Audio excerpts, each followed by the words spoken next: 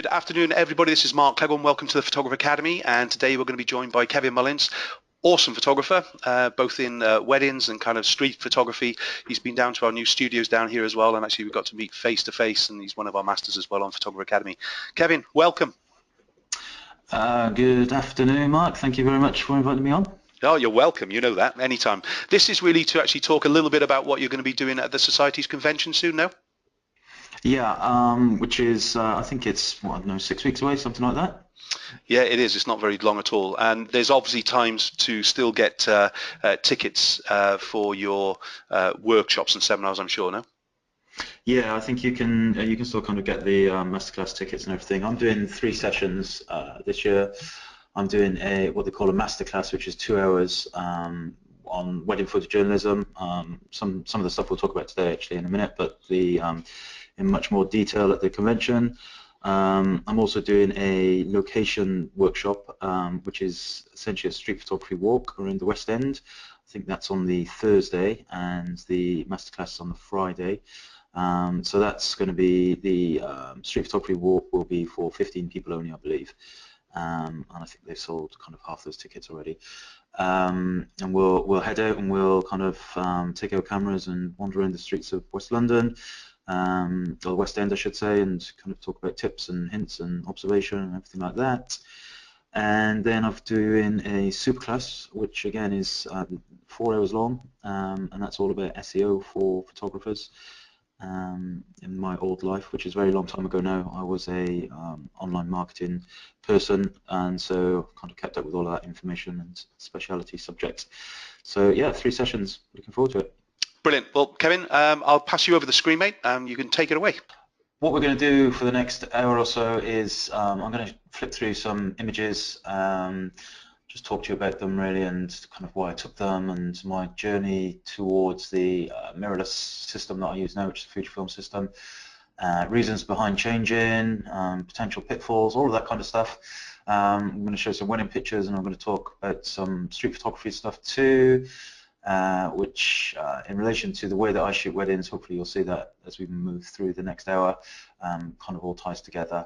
I guess if you've got any questions, you can ping them through to Mark. I'm sure he can kind of curate those, and I suppose Mark will either interject and ask me when it's relevant, or we might do them towards the end, I suppose. However way, I'm quite happy. So what you see on the front there on the screen at the moment, it says moments, and I'm going to show you a few what I call quiet undisturbed moments. For me, you know, if you haven't actually looked at my website or kind of seen the way that I shoot weddings, it's all what's known as reportage or photojournalism, documentary. Candid is how I like to kind of coin it, and they are, every single picture, both here and on my website and in my branding and everything I do, is real moments in time. They're not contrived, they're not set up, they're not staged, and there's obviously nothing wrong with shooting that way if you choose to shoot that way. But the clients that come to me are the types of clients who really just want a visual memory, a visual record of their wedding day. I often say to the clients, you know, that in 20 years' time, when you look at your wedding album, I want you to look at a picture, and instead of remembering what the photographer made you do to get that picture, I want you to actually have real, actual memories of the things that happened because of the events at your wedding, rather than the ones that were staged. Like I say though, there's nothing wrong with any style of wedding photography, it's just the way that I choose to do it. So I thought I'd start with a picture from my very last wedding. I'll get there, there we go. Mark, can you see the EXIF data on there? I can at the bottom, yeah. Yeah, okay, great. I just wanted to make sure it's all displayed. So this was from Saturdays or Sundays, whenever it was. I did 2 weddings last weekend, wedding, and I thought I would start literally, you know, right with the very last wedding I've shot. This was shot on a Fuji X-T1 with there's a new 35mm lens out that Fuji have got, an f2 lens, and you know, it's this type of picture for me is really what I want to see at weddings. What it's all about for me. It's happiness, it's emotion. You know, there's you know, pure joy really on the day, and it's a completely candid moment. It's None of my pictures are going to be technically perfect in any way, shape or form. I like deep black and whites. I like the blacks to be quite crushed. I like the contrast in them. To give you a little bit of background about the way that I shoot mostly in JPEG. And the reason for that is when you move to a mirrorless system or any kind of camera that has an electronic viewfinder, it's much easier to expose, or much easier to get your exposures correct, I should say. So shooting through an EVF means that, you know, if the image is overexposed or underexposed, then I'll know about it even before I press the exposure button.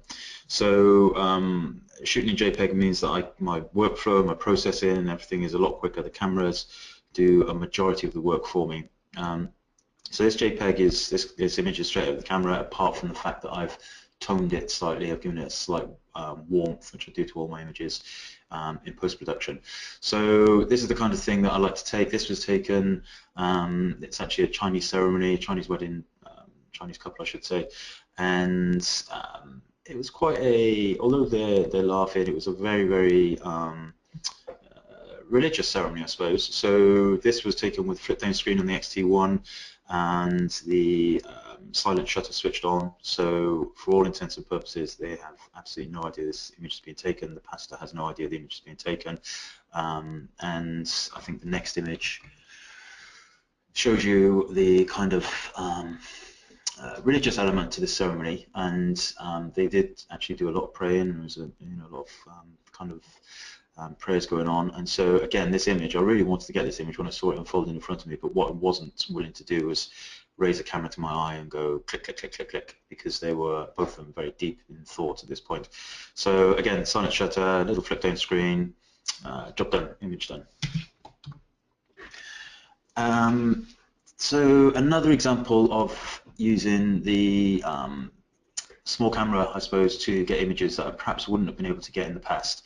I suppose now is the right time to talk about why I moved away from my DSLRs, which were great. I used the Canon system and I loved them. There was nothing, the images were great and I really enjoyed using them. They were very well built, and I went from a 5D Mark I to a 5D Mark II to 5D Mark III. I even had a 1DX for a while, and they were great, but with one exception, and that was the fact that they were big and heavy and noisy, especially the 1DX. The 1DX was a very big thing, very noisy when the shutter button was pressed. And back I think in about 2011, something like that, I got the first X100, and whilst that was never a camera that was going to be my sole primary wedding camera, it certainly had potential, and I realized then that they're using smaller cameras, whichever form factor they were going to be in terms of mirrorless or just smaller DSLRs or whatever. I wasn't sure how the future was going to pan out at that point. It was allowing me to, or it started to allow me to get the types of images that I really wanted to get, which are these kind of very emotion-driven images, and I wanted to get really close and be part of the wedding, shoot it from the inside out, as I like to say, without affecting it. I really wanted all of these pictures and everything that I take to be real memories, as I said earlier, rather than contrived situations. And again, so this particular image here, this is in Rest Park, which I think is in Bedfordshire, somewhere like that. It's a beautiful picture, I think, and it's the very first time, as soon as the registrar said your husband and wife, all of the contact, the hugs, you've got the parents in the background, but what they're not hearing is me going clack, clack, clack, clack, clack with the camera. You can see from the angle that this again is shot from the hip, and they are in their own little world with their family around them, and it's about them rather than being about the photographer. Okay, so probably a picture that many people will look at and think, why is he showing that? And this image is my favorite image of 2015 to date, I think. This was shot opposite a Sikh wedding earlier in April, and the lady, the bride, that's the bride with her back to us, and the lady is an auntie, and I knew the relationship between the two of them. I knew it was a strong relationship, but obviously for those of you who've shot Asian weddings, Indian weddings, you know there's a lot of people at them, and I was actually shooting way over in the other corner of the room, But I saw the bride heading towards her auntie, which it was a 2-day wedding, so I picked up on the relationship the day before. And you know, this whole idea of being a photographer, I think, I definitely believe that 75–85% of my responsibility is as an observer, rather than just the person who clicks the button on the camera. Obviously, you need to understand the camera and the technicalities of it, but really I want to be the person that's responsible for watching and looking and seeing moments, and you know, understanding relationships, or trying to understand relationships, and finding the pictures as they unfold. So a quick dash across the room, you know, and I capture the embrace. And of course, you know, what works for me here is the eye contact, the seriousness of it, the hands around the head. You know, it's just a pure emotion-filled picture, and you know, it's just, in my mind, a very lovely image of two really very lovely people. But from a lot of people's perspective, it's perhaps not a traditional wedding picture, and you know, these people, there was another photographer doing the formal element of it, so you know, there will have been formal pictures, group shots, etc. But for me, this is the kind of picture that would stand out and certainly makes me happy to take and happy to deliver to the clients. Kevin, just a couple of questions going through already. One of the most one asked is, are you shooting in black and white, or is he doing it in post? All of the images you've seen so far have been shot in black and white. So when I'm shooting JPEG, I'm shooting in black and white, and like I say, I adjust the little tone, the warmth afterwards. I shoot in RAW for the ceremony, or RAW plus JPEG for the ceremony, and usually for the first dance, or when the light is getting very tricky, I'll start shooting RAW also. But majority of the stuff is JPEG, and slightly toned later in the camera. And you know, don't get me wrong, it doesn't mean that the images don't need some work afterwards. Sometimes, especially cropping, and you know, when you're shooting from the hip, you tend to have lots of tilted images and all that kind of stuff that needs straightening up. So yeah, mostly JPEG, black and white. Brilliant. I'll come to the rest of the questions later on if that's okay, but it was just coming up quite often, that was all.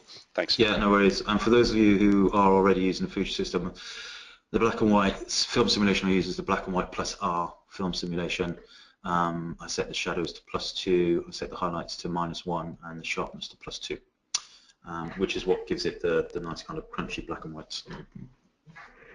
Okay, so this is actually the same wedding but the previous day, and for those of you who have shot Indian weddings, you'll know about the what they call the going away ceremony, or the going away part of the day, where the bride actually leaves her family home and heads off with her new husband for the first time, and it is genuinely a very emotional time. And the girl looking at us at the moment is the sister of the bride, and the bride is with her back to us again. And I actually shot the sister's wedding about 3 years ago, and so again, I know that relationship. I know how emotionally tied they are as a sister set, and at this point there is probably, I don't know, there's probably 300 people at this wedding, and they're all anxious to say goodbye and hug and kiss and all that kind of stuff. So you know, having these small cameras really, you know, and I don't want to kind of harp on about the size difference too much, but you know, I could not shoot this kind of image with my old DSLR system.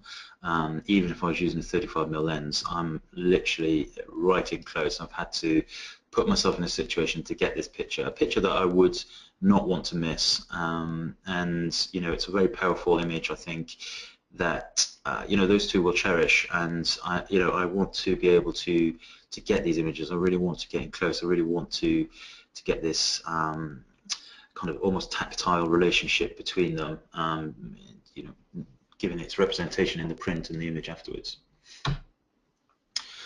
So this picture, I've purposely picked this one because technically it's, again, very, very poor. And this is the image that I selected for my favorite image of 2014, believe it or not.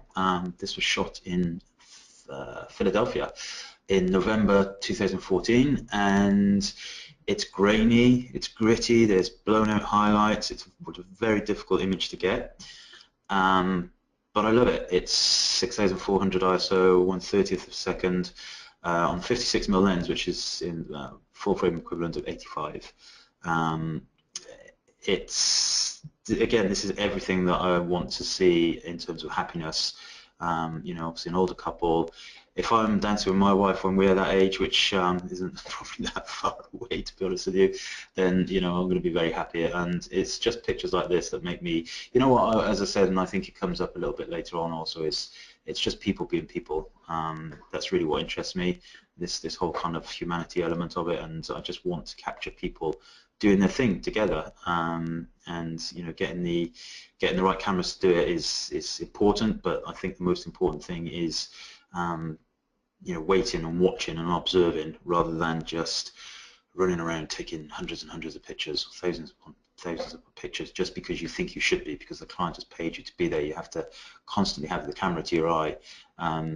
And you know, I often say to my clients that for a lot of the time you'll see me not with the camera to my eye, because I'm looking for things to shoot, rather than or watching things and waiting, rather than actually just going and click, click, click, click, click, taking shots of everything that moves. So yeah, I love this picture. This is it's nice and big in my studio on the wall, and it's you know, it's a conversational piece to everybody that comes in, also because, you know, that's actually the dad of the bride, but it's, you know, it's the smile, it's the happiness, everything. You know, even when I look at it now, and I've seen it God knows how many times, it still makes me smile. And you know, you can get a bit sick of your own picture sometimes, but I think that one will remain a favourite. Same thing. So this is from back in 2013, and I always use this picture as an explanation of you know, seeing things and getting in close and getting images, and then the equivalent of a group shot, because this is dad and this is the bride, and it was actually taken during the or during a what do they call it, a receiving line, and dad had come into the room and he was making a beeline for his daughter. And so, you know, one of two things were going to happen. They were either going to embrace, or they were just going to stop and, you know, maybe have an argument about how much everything's cost or something. But, you know, luckily he did this, and I entered this into, you know, into competition, and, you know, the judges were like, well, you can't see his other arm, etc., etc. And, you know, that kind of all comes to me, and I think, well, you know, if I'd said to the guy, you know, could you look at me a little bit, or move a little bit so the light's better, or put your arm up so I can get it in, that whole moment goes away, the whole reason why I'm trying to take this picture. You know, squeezed in there with that with an XE2, which is an older camera, taken the picture, moved out and got the image. Now there is a group shot of these together too, and you know, it's a fine picture. They're obviously very happy with that picture too, but this is the picture that hopefully, you know, in years to come, she will show to her grandchildren and say, you know what, there's granddad, and, you know, this was us on our wedding day. So this is an interesting one. Again, this is from a couple of weeks ago, and I wanted to include this because lots of people always ask me, you know, do you do portraits and do you do detailed shots and all that kind of stuff? And when I say you, I think I mean like everybody who shoots documentary style, because obviously there's lots of people who shoot in the same style as me or similar style to me, you know, and lots of very, very good people, very good photographers out there. I have that down actually on that XIF as XE2. It's not, as XT1. I shot it a couple of weeks ago, and this was a bride's mother, and during bridal prep. And she was it was a small room. There was a videographer kicking around as well, and he was great. He was keeping himself to himself and doing a great job. But there was lots of people in the room, and the bride's mum was very, very anxious of the cameras, and very conscious and hiding and all that kind of stuff. So I did want to get a picture. She was, you know, a really beautiful woman, and I wanted to get a picture of her in context, really. It didn't happen. There was no kind of, she wasn't helping to put the gown on or anything like that. So at one point she literally sat down right in front of me, raised her head, looked out the window, and the light just fell perfectly on her. So again, if you can imagine, she sat down in front of me. I'm probably 6 feet away from her, tilt screen out, spot metered, 56mm lens, which is 85mm equivalent, and underexposed it. I underexposed it purposely. I kind of visualized this type of image, and it worked. You know, it came out great. Again, it's not a traditional portrait in any shape or imagination. She had no idea it was even being taken, but it's an example of, I suppose, this idea of observation and seeing things and capturing moments that perhaps you wouldn't otherwise have done. Okay, so I'm going to go through some, they were more of the delicate type images, I guess, and what I'm going to talk about now is this idea of you know, interaction, humor, love, eye contact, all these things that can come together to make a picture. And I often say to people, to clients and stuff, that you know, a very boring picture can be made into a really interesting picture just by the shift of an eye. Or you know, the two little fingers touching down by the waist level or something like that can really make a picture, make a you know, benign picture become really quite powerful. And these are the things that I'm always looking out for. And you know, don't get me wrong, I'm not, I overshoot just like I think everybody does. And you know, to a certain extent, there's an element of luck involved. But you know, the people have to, the characters that are involved in this play that's unfolded in front of you have to do these things for the images to come out. But at the same time, you have to give yourself the best opportunity. So you know, one of the things I think a lot of people worry about when they talk about, they think about moving from DSLRs to mirrorless systems, or Fuji's or Sony's or Olympus or whatever, is this idea of focus speed and focus acquisition, and you know, not being able to get the quick snapshots that they perhaps can get with their DSLRs. And I'll be totally honest with you that it does take a little bit of time to get used to these systems, especially if you've been using DSLRs for you know, exclusively. When you move to a more manual type way of shooting, and you know, more tactile way, I should say, with kind of ISO dials and shutter dials and all that kind of stuff, it can take a little bit of time to get figure out the camera perfectly. But when you get that way, when you get used to the camera and you use the features properly, there's no reason to miss anything that you could have got with your DSLRs. So this image, for example, this was from the end of last year, down in Dulwich College, London. The bride and groom literally, no, I never set up the confetti throws. Sometimes they kind of naturally form, or the ushers sort them out, or something like that. But in this case, which is as it is in most of the weddings I tend to go to, the guests just suddenly start throwing, and the bride and groom were a little bit further back, and they just kind of ran towards me very quickly. So in this case, it's a case of just popping the camera into continuous focus mode. And shooting. And it's 4 frames, I probably shot 8 frames for them running towards me, of which 6, 7 of them are perfectly sharp, perfectly fine, perfectly usable. This is my favorite one. And you know, moved back really quickly, and you know, the images come out, and I, you know, again, it's another image I really like. It's all natural. It was a very, very bright but very, very cold December day, so he's kind of putting his hand up to the sun there, and the confetti and rice and everything else that's being thrown around. But what I like about it, and what my kind of objective is with these types of images, is to really give the clients, give the bride and groom pictures from a guest's perspective. So by putting yourself there, and you know, you can see the arms on the right hand side and the cones of confetti and everything. You know, I am a guest's eye view here. I'm right in there and doing this stuff, so they get those images. If I'd been on the outside with maybe a 70 to 200 lens or something, it just wouldn't have got it. Just wouldn't have happened. Similar thing. So this is from a wedding, the wedding a couple of weeks ago, and I've included this one as a kind of to go side by side with the previous one, really, because the other one, from a technical point of view, is probably better, certainly in terms of composition, etc. But this one really speaks to me because I'm doing the same thing. I've got into the same position. I've done the thing that I wanted to do, is deliver the pictures from the guest side point of view. The groom is a little bit out of the way in this one because I'm shooting really quickly.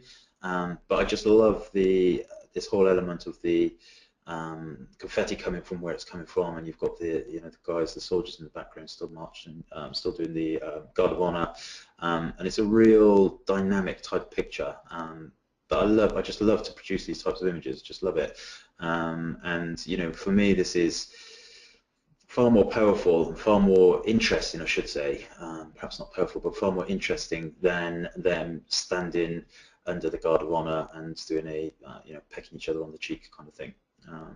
So yeah, shoot a lot of stuff like this, and stuff like this I like too. So this is I just wrote a blog post about this very picture, in fact.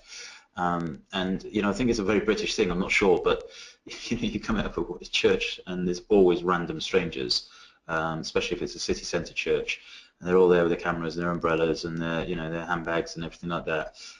They have nothing to do with the bride or groom. They just happen to be passing by.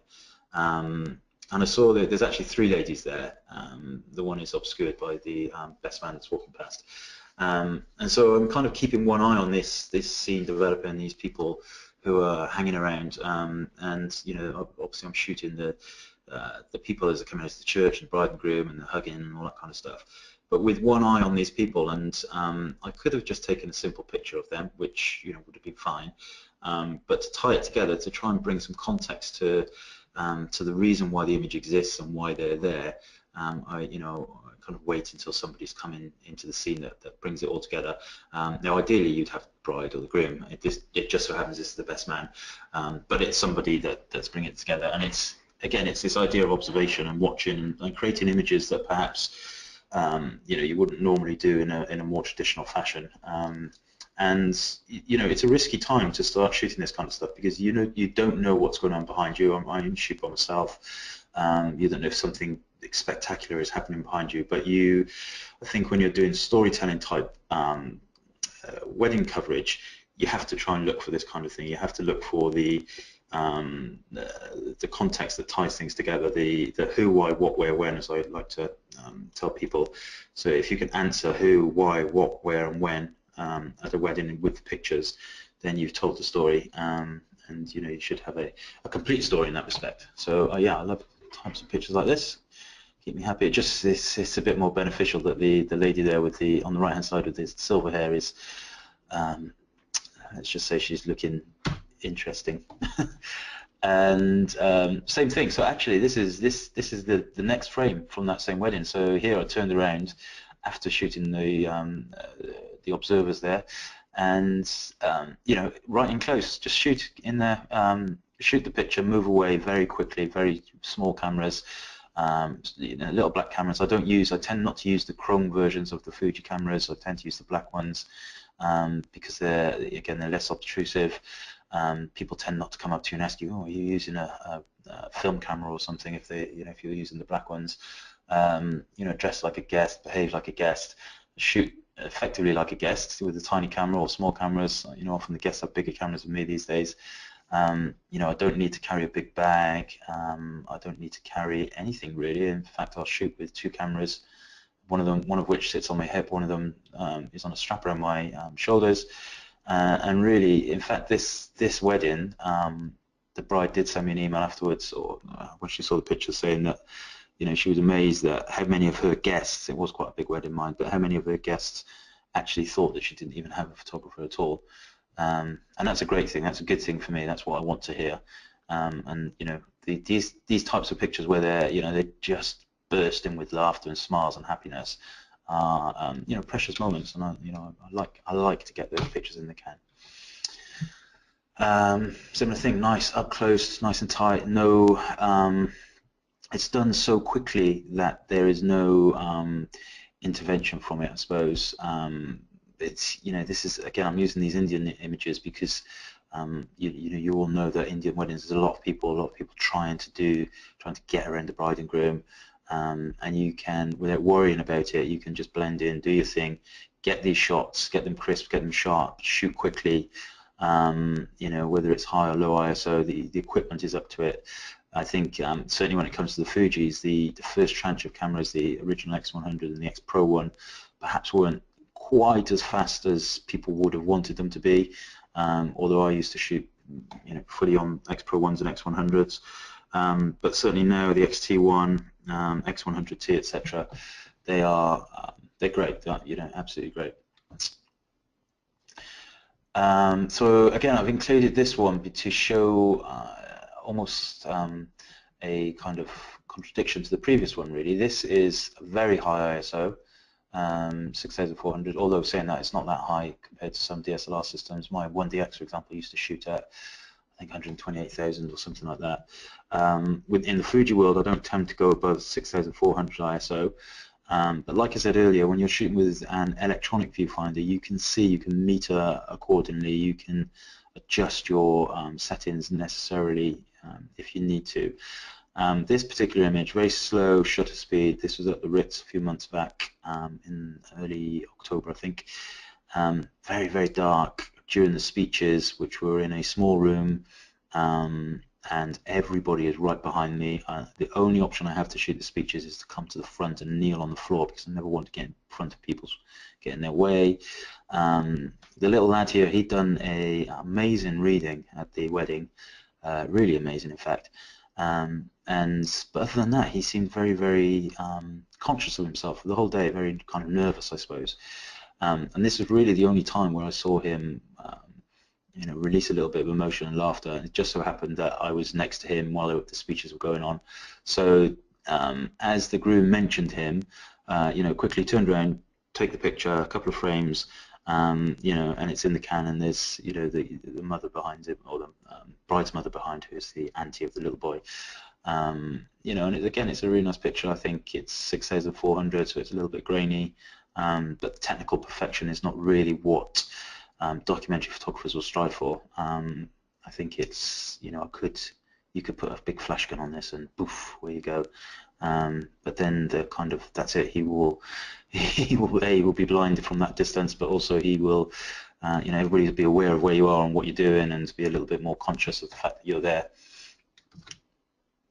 Okay, so I'm going to show a few street photos now, because I think, certainly for me, I'm not in any way, shape or form, I'm not a professional street photographer, but all of the books on my bookshelf are street photography books, photo books from years gone by, and I love looking at them, and I learn a lot from those. And when I go and shoot street photography, the lessons that I learn on the streets there, I think I definitely use at weddings. And hand in hand, the documentary photography at weddings really, I think they can, you can learn a lot from street, and you can learn a lot from wedding photography. And the idea that both of them are candid, or shooting both in a candid way, means that the rules and regulations, if you like, are applicable to everything, both genres, I should say. And as most of you will be aware that photography, it's about light, composition, and moment. And if you can get good light, good composition, and a good moment in any picture, you should have a killer picture. It's very difficult to get all three of those together when you're shooting candidly. And I'm looking, when I'm out on the streets specifically, I'll look for the light first. I'll wait, see what happens. If nothing happens, then I'll move on. But generally, it's about finding light first and waiting for the characters to come into it. The type of street photography I like is very people-based too.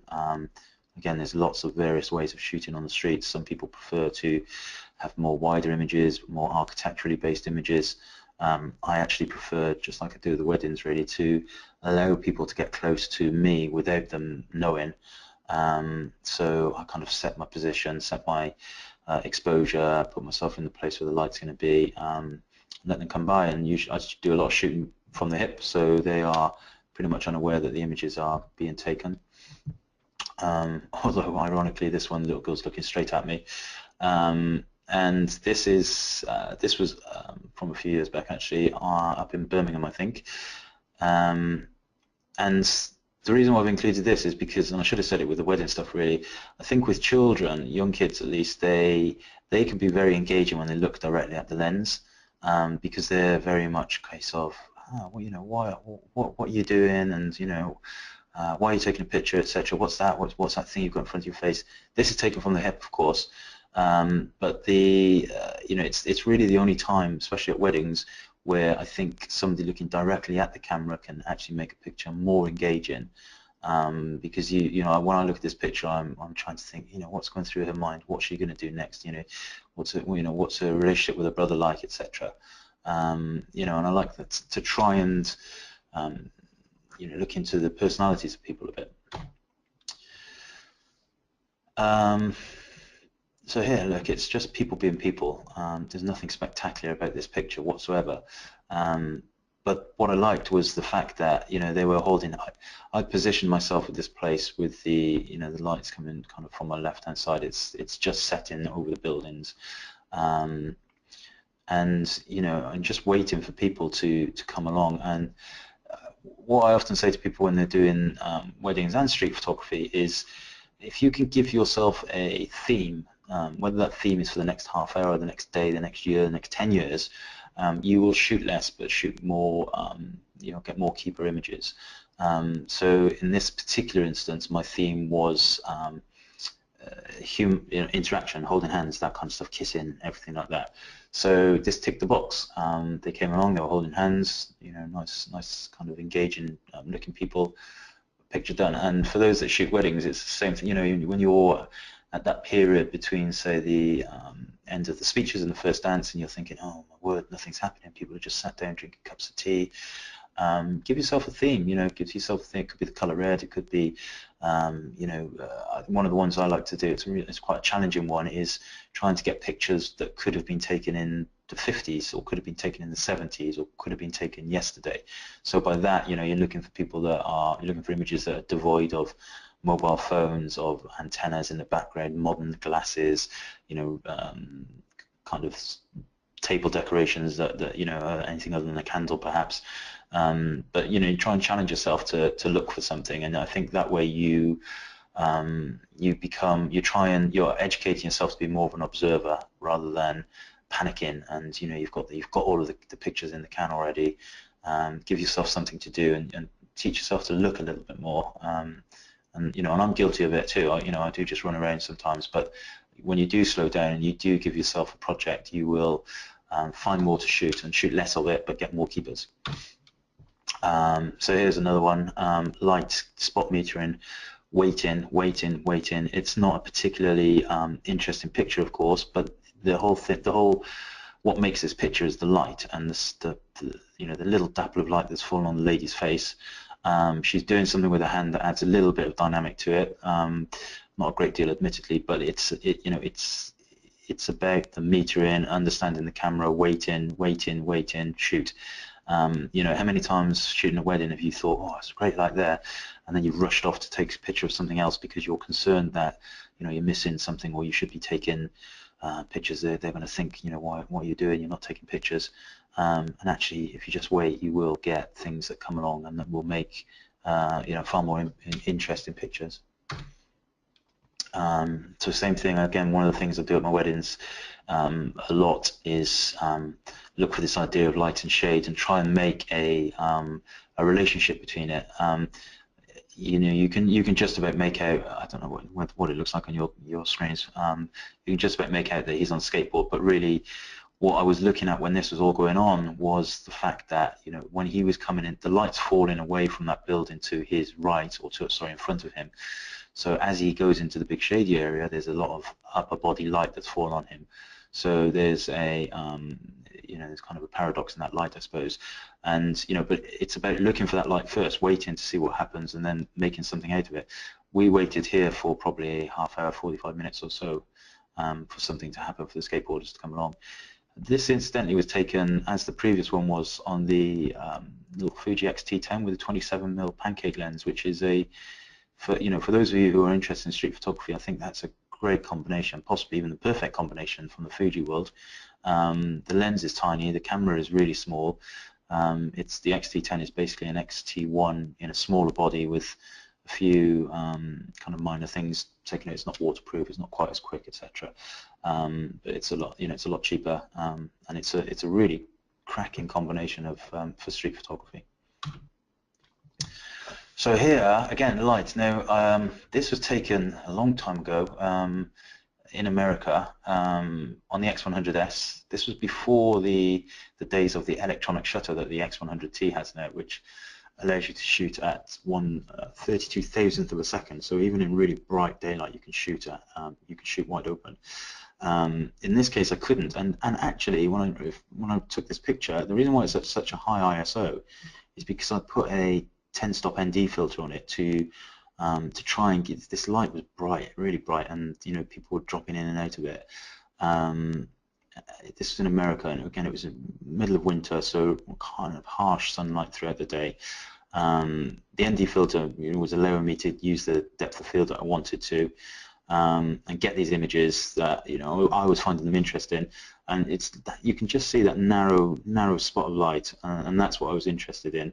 The background and everything like that isn't, it's not particularly great, and neither, to be honest with you, is actually the subject, but it's the light that I'm interested in, and it's this kind of technique that I'm using to help me with my weddings, and understand that light more, and train myself to see it and meter for it, and figure out where it's coming from, where it's landing, how hard it's going to be, and what it's doing to the subject.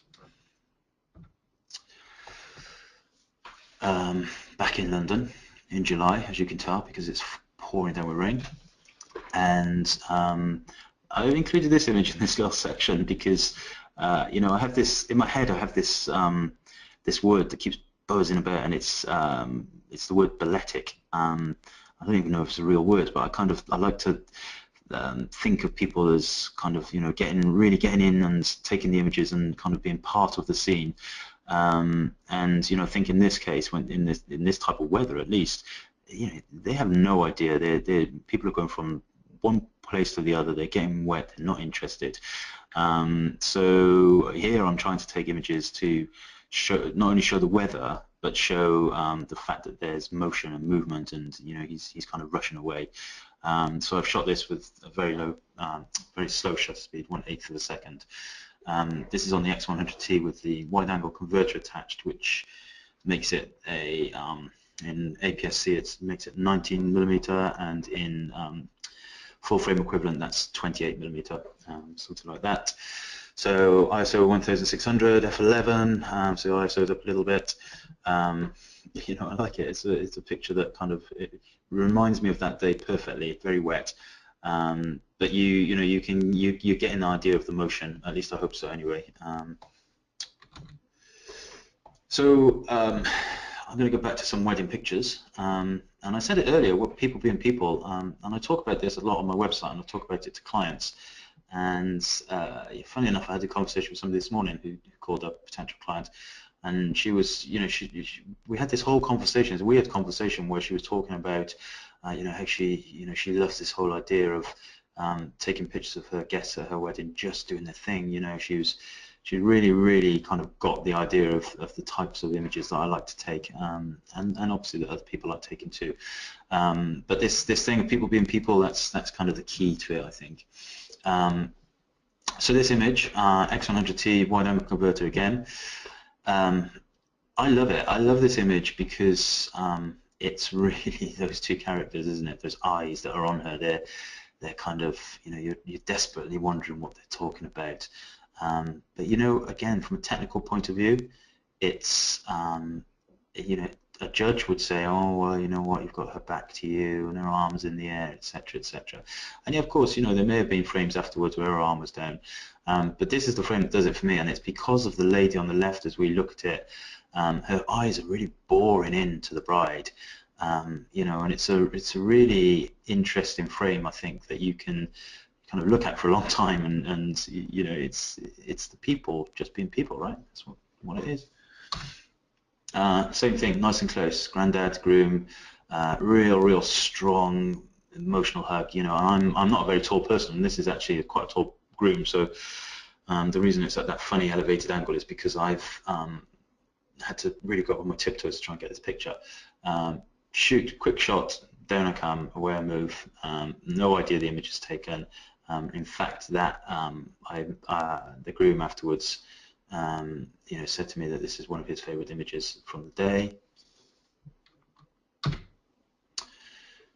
This is actually from that same wedding, another high ISO image, really dark venue, 1/30th of a second, shot from the hip. Again, you can see from the angle. You just want to be there, don't you? You're there, you're the other person stood there, you're the fourth person in that conversation.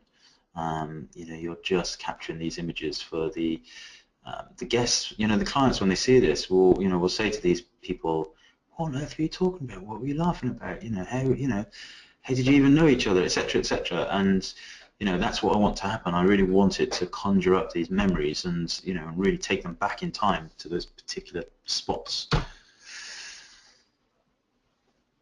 Humanity, human interaction, this kind of thing. Set of dirty fingernails, that doesn't bother me. It's that relationship, the hands, the touch and all of that stuff. Really, I find, really kind of speaks to me. Similar shot. This is the grandmother. This is the bride's hand and the grandmother's hand as they came out of the church. As you can see, she's quite elderly. So that image with the next image, which is the same two people kind of tied together, elderly lady. These people aren't going to be around forever, and I think, from a very personal point of view, I think these types of pictures will probably have more of an impact on people in the future when they look back at them, rather than a kind of set of group shots, which of course, again, there's nothing wrong with those either. So there we have it. I've kind of whipped through a whole lot of images, wedding, street, kind of tied it all together, I hope, and talked about the way that the Fuji system specifically helps me out in that respect, and the size and the the weight and all that kind of stuff. And I hope it's been useful, and I guess we have some questions. Some. It lit up. I thought, hang on a minute, I better actually know how many more questions we got to go, otherwise I'm going to have to be stopping you.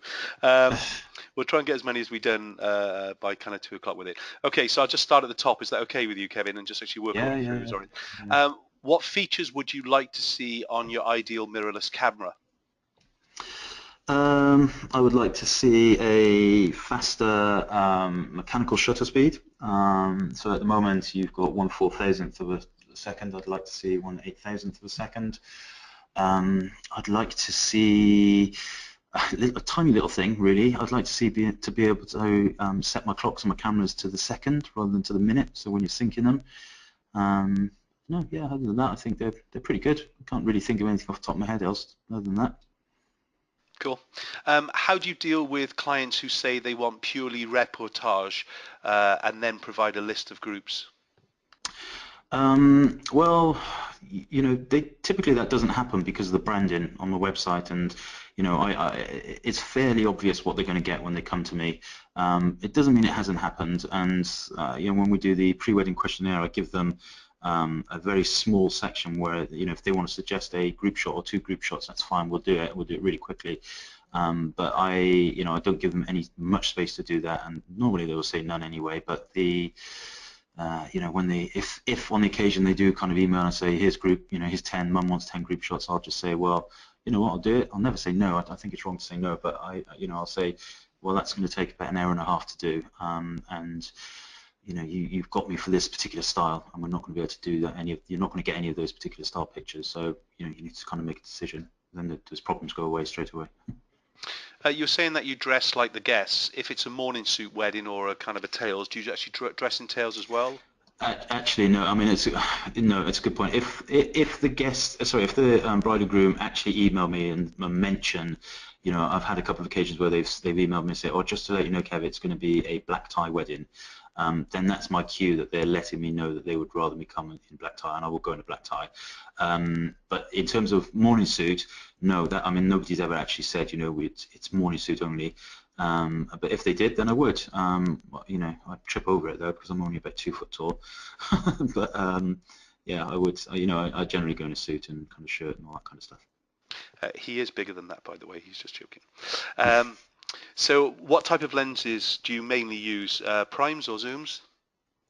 All primes. I do have a couple of zooms, and they may be in the bag in the car, kind of reserve lenses. But yeah, I only shoot with the X100 is a prime fixed lens anyway, 35mm or 19mm with the 28mm with the wide-angle converter on it. I shoot with the 23mm 1.4 and the 56mm 1.2. They're my 2 primary lenses.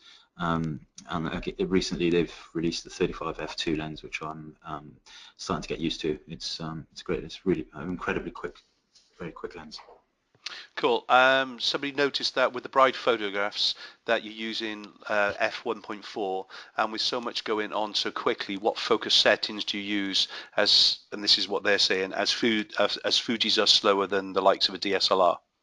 Okay, so they are. I mean, he's right, or she's right, that they are. If you're doing autofocus, certainly kind of like the 1DX and stuff like that, they're not quite as quick.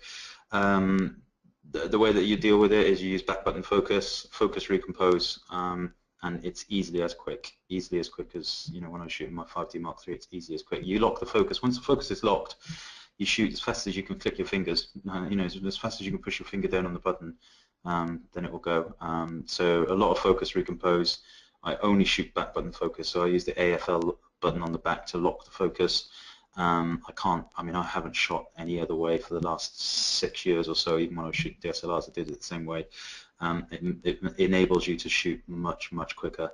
You can't rely, I don't think, on the standard shutter button.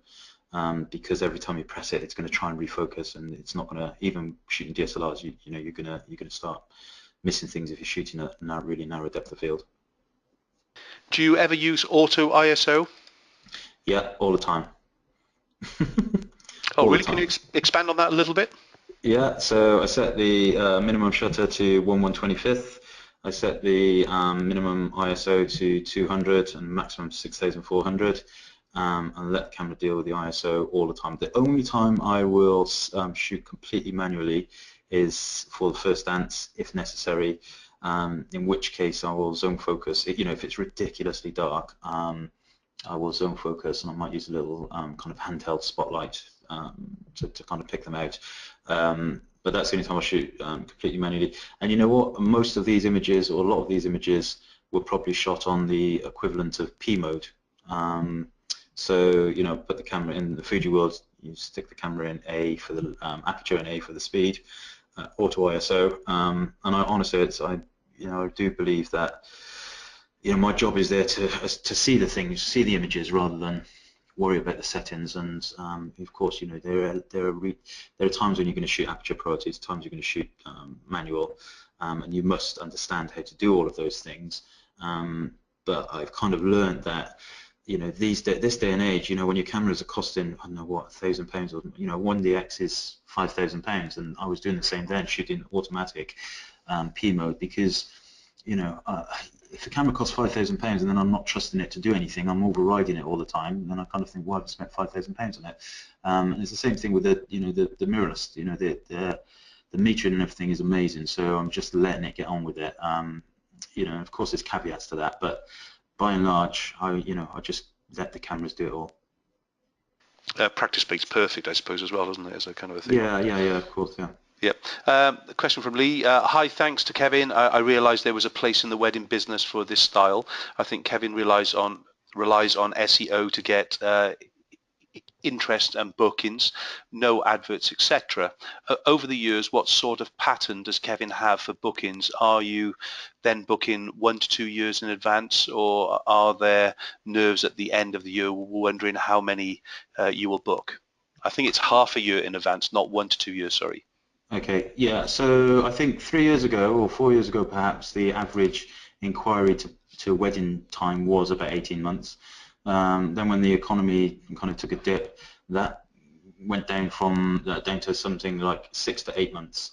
But now, for example, we're at the end of the year now, and obviously next year I shoot around about 30 weddings a year. So far next year I have 26 booked, so I'm happy with that. And for those of you who are wedding shooters, you probably already know that January, February is often the busy inquiry period time. So that then the rest of them will come through then, I would imagine. But yeah, I mean it is you have to look at all kinds of aspects when it comes to booking. For example, if we had a really snowy winter, snowy December, then there would be less inquiries for December next year. If you have a really wet July, you have less inquiries for July the following year. People have these memories in their head, so it's it's seasonal, it's cyclical, it's that January February time is really when that's when I'm optimizing my website the most. That's when I'm looking to promote myself the most, because that really is the busy inquiry period time. Thank you. What's your average capture rate at a wedding? By that, I think they probably mean how many times shots? shots do you take? Yeah. I'm not sure about an average, but definitely probably 3 times as many as they get, I would say. And an average 8-hour wedding would yield about 400 pictures. So 12, 1500 easily. I'm kind of shooting around that area. Cool. What is the continuous focus mode on the Fuji, and what would be the equivalent on the Canon 5D Mark II, Mark III, and so on?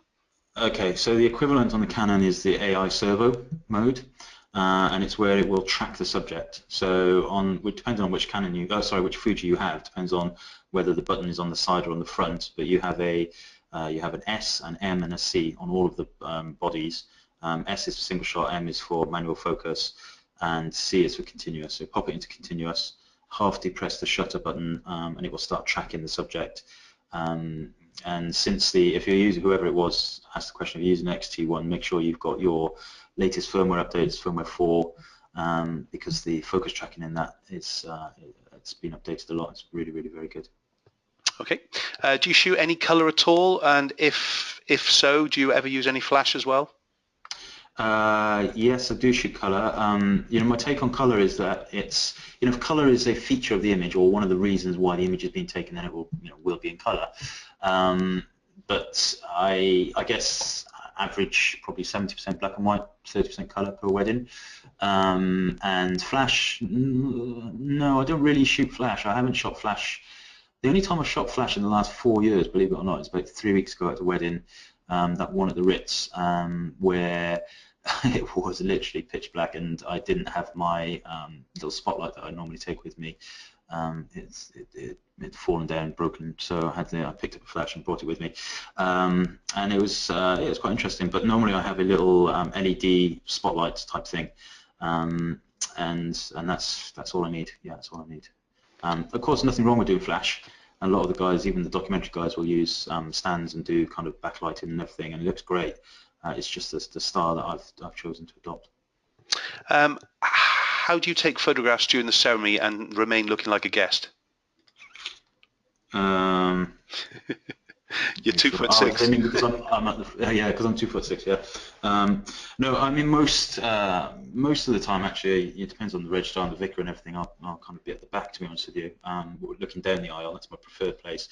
But yeah, of course. I mean, during the ceremony, if you're at the front and you're to the left of the table, then of course you're the official photographer. But you can do your best to mitigate the impact you have. Shoot from the hip, shoot with flip down screen, shoot with silent shutters. Shoot without flash, etc., etc. If you're, if you're kind of stood there over the shoulder of the registrar rather than in the corner or something, then you're going to be, all eyes are going to be on you, rather than on the real thing that's going on. We've got a few more questions. Are you okay for those, Kevin? Is that okay? Yeah. Yeah, brilliant. Just in case anybody's got to go from their lunch, because these are live at lunch ones, just want to actually do a bit of a plug for Kevin's courses and workshops. I've sent you out a link actually in the chat panel anyway. Remember to copy that, head over to actually Kevin's work to see some of his amazing photography. And as you'll see there, the website is Kevin Mullins, that's Kevin Mullins, Mullins, photography.co.uk. And just head over to the workshops part as well. And if you click onto the workshops, you'll see that Kevin does a range of kind of street photography and wedding workshops during the course of the year, as well as his speciality onto SEO. I suppose there's the winter months. So actually sign up for his newsletter there to actually keep in touch with him, to actually know what he's got going on and things really. Anything you want to add to that, Kevin, before we continue with the questions? No, that's fine. That's good. Thanks. Just have a look at that. And, yeah, fill your boots. Yeah, you're a bit too relaxed at times. You know that, don't you? Okay, let me just go back to my PowerPoint slide. There we go. Sorry about that. Okay. So remember, we are recording this, guys, anyway, so it will be on the It will be on the Photographer Academy site at the beginning of next week, so Tuesday, Wednesday. I'll keep nagging Jay to get up there quicker, because these are some of the most watched webinars that we have when Kevin's on with us. So question for Kevin: with the street photography, are you chasing the people afterwards to get them to sign a disclaimer so you can use the photo with their permission? No, you don't. You don't have to in the UK. If you were in France, you would, but not in the UK. You don't need to. If you're going to use them for commercial, I think like put them in the book or something like that, then it's different. At least I believe it's different. But as long as they're on public property, then you're entitled to take those pictures. Brilliant. Among my collection, I have a 35-1.4, an 18 f2, which are older lenses. Are there newer lenses, faster focusing, and worth the extra investment? Yeah, there are. The original three that came out, the 60 2.4 macro, the 18, and the 35 that he's just mentioned or she's just mentioned, they were good lenses, but they are a little bit dated now. They've just released a 35 f2, which obviously isn't an f1.4, so in terms of light handling, it's not quite as quick. But it's really, really very, very fast at focusing, autofocusing. It's silent as well. So if you have that original 35 1.4, you'll know that there's a little bit of lens chattering and stuff on it. That's all gone away. There's also 23 1.4, which is really quick. That's probably the quickest of the kind of mid-range primes. I use that a lot. And yeah, I mean, any of the modern lenses are going to be quicker to focus, but there's no kind of replacement for that 18, if you like. But the 35 1.4 now has a little brother, I suppose, 35 f2, weather sealed and smaller. It's lighter. It's great, really cool. How do your clients deal with the loss of detail? I get they book you for the style, but does it ever come up? No, it's only in those high ISO images, I'm guessing, where you know, you're going to lose a little bit of contrast in those images. But no, I suppose that's what they're looking for. You know, all of those images on the website, they're all discussed. And you know, I think, you know, I've never had the conversation with the client, but if I did, I would, you know, would be kind of like, well, you know, you have two choices. You can either blast flash at you, which is kind of going to, yeah, you get the one image and then the kind of moment gets interrupted, but you'll get a clean image, or you can have the you know, the images that you kind of see. So they get it. You know, it really is all about the brand and the style. The people that come to me, my website it's there to attract people that want the style, but it's also there to filter out the people that don't, of which there will be lots.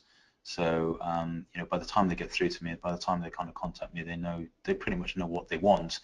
Whether they want me or whether they want another documentary photographer is different, but you know, that's the branding is all what's doing the filtering. And I wouldn't rely on what we're seeing on the screen here, of course, because obviously we're looking at it through the likes of a PowerPoint or a presentation, which will actually degrade the images anyway. So again, there's going to be far more information in the digital file, in print, as it were, compared to actually on a screen and things. So just don't be kind of concerned with what we're seeing on screen here today. Okay, next question from Alex. My other half wants Fuji's now. Oh, okay, I'll begin again. My other half wants Fuji's now. I thought they were going to leave him. Sorry. Keep it calm, Mark. My other half wants Fuji's now. God damn it, they say. That's why I stopped and had to reread it again. Yeah. Would Kevin recommend the XT1? The XT10 or the XT1 for weddings? I'm sorry about that one. Do you want me to reread it again? Is that okay? No, I get the, I've got it. Don't worry. No, I would for weddings. I would still go for the XT1. Even though the XT10, it's the same sensor, it's cheaper, and it's smaller, a little bit smaller. But the XT1 is still, you know, it's more structurally sound in terms of the build of the body, the chassis. It's weather sealed. It's just got a faster buffer, etc. So I think if you're shooting professional weddings, the XT1 is the choice. XT10 would probably make a fine backup camera, but for me the XT10 is you know, it's perfect street photography camera. Brilliant. With street photography, how do you deal with adults challenging you with why are you photographing my kids, or why are you photographing? It's never happened. It really hasn't happened. You know, you have to be respectful, of course. You never want to take a picture of, if you do, you know, if you wouldn't want that picture taken, then you shouldn't take it. And you know, the thing about the way that I try and do it, or the way that I enjoy doing it, is, you know, I'll find a place that I'm comfortable, the light's okay, and then people will just walk past. I'm not going up to people. I'm not getting in front of them. So you know, they just do not know it's happening. You know, I rarely lift the camera to my eye and do it that way. So you know, it's about people watching really, rather than kind of being mischievous and running up in front of them and flashing them with, you know, Bruce Gilden style. So yeah, it seriously has never happened. Like I say, I'm not a professional street photographer, so I'm not out there every single day and doing it, in which case I'm sure it would happen more often. But you know, these guys run that kind of risk. What does WCL stand for, please?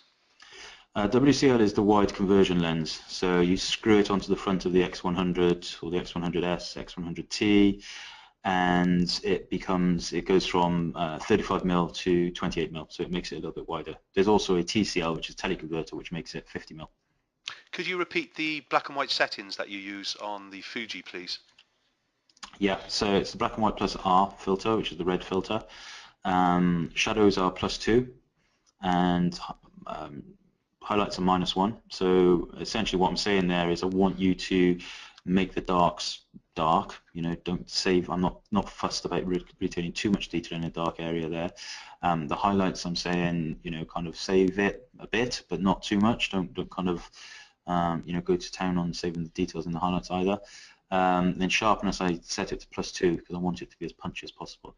Those settings, by the way, only affect JPEGs. They don't affect RAW files, obviously. So if you're shooting JPEG only, that will happen.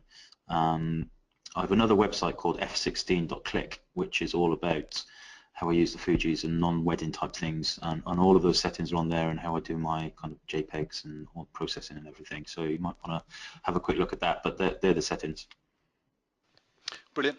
Do you tone any of them in Lightroom? That was quite a common question coming through. Yeah, all of the black and whites are toned. It's little split tone shadows only, split tone shadows, just to warm them up. It's an import preset. It's just done. It's all done in Lightroom. Nothing's done in Photoshop these days. And yeah, it's just done little tiny split tone, just tiny amount. Not. You need to have quite a well calibrated monitor, and you know, you need to try and get consistency with it, because it's easy to. You know, it's very subjective. Some people, you know, may not like it, but I quite like the little kind of tint, if you like. But you have to be careful it doesn't become vintage, you know, yellow stained image. So yeah, be careful with it. But it's a split tone, shadow split tone.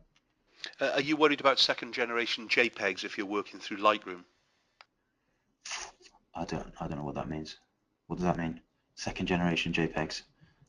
I don't know. What does that mean? Like if they're... Sorry, it's because you're shooting a JPEG on camera and then you're putting Yeah. it through Lightroom. Oh, I see. And it's file, it's second generation I see. JPEG. I see. Yeah. No, not really, because there's not a lot being done to them. I'm not doing much work with them. It's just that tinting that's happening. And you know, one of the things I've always wanted, I have no idea whether it will ever happen or not, is to be able to do, to be able to control the sepia tone that you can set in the Fujis. Because at the moment it's either on or it's off, and it's too garish for me. But if ever that was controllable, then yeah, you know, I would just need to straighten them and all that kind of stuff. You know, don't get me wrong. Just because I do shoot JPEG, but it doesn't mean that you know, you have to make a decision whether you want to do that or not. It's not. There's not one way. Shooting RAW or shooting JPEG, there's no right or wrong about that at all. I do it because it helps my workflow. I can deal with the exposures and stuff. But there are occasionally, you know, some images that I think, oh, if I'd shot that in RAW, I could have recovered that. But you know, the pros of shooting JPEG most of the time far outweighs the cons for me. Now, if you're the type of photographer who does a lot of portraits, a lot of skin retouching, and you know, all that kind of stuff, then of course it makes sense to shoot RAW. Perfect sense. But for this, you know, for the candid type of shooting, then I think it's, you know, it works for me, the JPEG stuff. Brilliant, mate. Where do you get most of your clients? Is it through your website or Facebook, or mostly word of mouth? It's all either referrals from past clients or my website. Yeah, I mean, occasionally I get somebody who's come through, you know, and on my contact form they say, you know, heard of me on Facebook. But yeah, it's all. I don't do any wedding fairs. I'm not recommended by any venues. I don't have albums at any venues or anything like that. Again, there's absolutely nothing wrong with doing those things. But you know, I've kind of made the decision to use the website as the primary marketing tool, and I put a lot of effort into that. And you know, it works. It kind of filters out as well as filters in. Could you just explain a little bit how you present the images to clients and what they actually buy or what they get? So they will, most of them will have an album, and I use Jorgensen albums. and but they will all get the digital images on a USB, which is nicely presented, nicely branded USB box. The initial time they see the images are in a gallery that I host with Zenfolio, so I'll upload those images. I'll send them the link to the Zenfolio gallery. They will have a look at that, and that's what they also use to select their album images from. But yeah, they all get digital images these days, and 70% of them have albums too. Great, coming to an end, Kevin.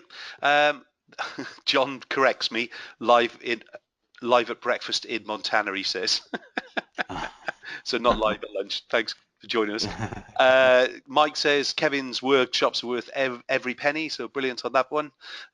Nathan says nice one, Kevin, absolutely brilliant, and it just keeps going on and on. Thanks very much, Kevin, you're a star, mate. Remember, everybody, if you're interested in any of Kevin's workshops, you can contact him directly from the website kevinmullinsphotography.co.uk. Thanks everybody, thanks for joining me.